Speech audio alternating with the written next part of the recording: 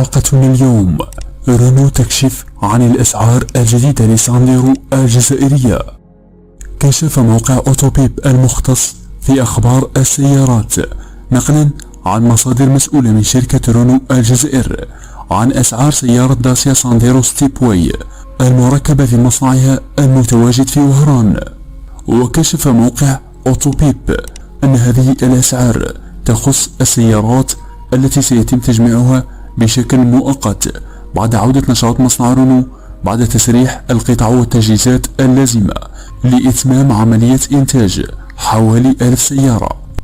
أما بخصوص الأسعار فهي كتالي: سيارة داسيا سانديرو بمحرك بنزين MPI سعة 1.6 لتر.